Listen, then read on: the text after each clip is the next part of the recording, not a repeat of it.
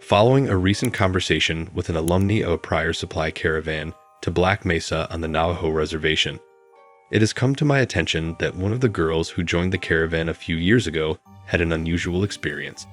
I obtained her contact information. Let's name her Amanda, and I spoke with her about the incident. We chose to modify the names and categorize anything we could to be respectful of the culture and the forbidden nature of the subject matter. It was her experience down there. Just to give you some context, Peabody Coal Mining leases land in and around Black Mesa, and the landscape is one of shallow topographical relief marked by dry draws and arroyos, which are essentially dry creek beds that flood during periods of heavy rain, which is not a very common occurrence in Arizona's high deserts. As Amanda informed me one day, the following is her experience. I was attempting to locate a lamb that had escaped from the cage. I got completely turned around. I couldn't seem to find my way back to Johnny's property, where his parents, Hogan, were. I was following an arroyo in the hopes of finding a road. I assume I began hyperventilating when I started having an asthma attack, and I experienced a full-fledged panic attack since I quickly lost consciousness. It was late at night when I arrived. I rose up and took a glance around. Then I heard what sounded like a twig cracking behind me. I shifted my gaze to the silvery moonlight. I believed I saw something dark behind a tree that resembled the dark form of a human peeping around the tree. When I discovered it, I retreated, but I could tell it was still there. Hello, hello, quiet, hello. Is there anybody there? I'm traveling with the Colorado caravan. I believe I'm lost. I chuckled a little uncomfortably. Can you assist me? After a few moments, the person reappeared around the tree, but this time it looked to be my caravan buddy Charlie. The figure came out from behind the tree and indicated that I should follow.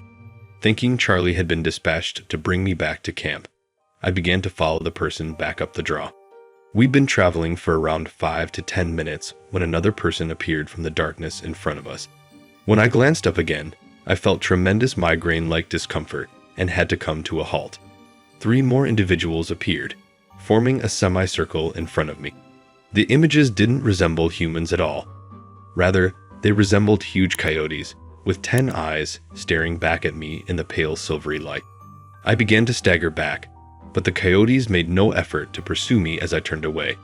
I ran for almost 5 minutes before coming to a halt to collect my breath. When I heard another twig break, I turned around to see one of the coyote silhouettes silhouetted up on the ridgeline. I turned back in the direction of my dread. The coyote sprang up on its hind legs and let forth a spine-chilling cry. I've heard this described before, but it sounded nearly like a coyote scream increased via a megaphone, then distorted with a thick reverb-like sound effect. My mind was racing, but I was afraid for my life, so I continued running. I eventually arrived at a service road and flagged down a Peabody mining worker traveling down the road in a work truck. I persuaded him to take me along, assuring him that our caravan's leader, Buck, could explain the matter to his management if necessary. I glanced in the rearview mirror as I hopped into the taxi, and we began driving. Those eyes were reflecting the red brake lights from behind the vehicle. I don't believe they followed us, but I couldn't be sure. So when the mine worker let me off at the property, I raced into Johnny's parents, Hogan, which is a no-no for non-natives. But I didn't know where else to go, and I was still terrified. Johnny's parents only spoke Dene, but in between heavy sobbing and sniffling, I was ultimately able to communicate the substance of what had transpired. Johnny's father's face became pale as he realized what I was saying. He instantly shushed me and walked over to the window.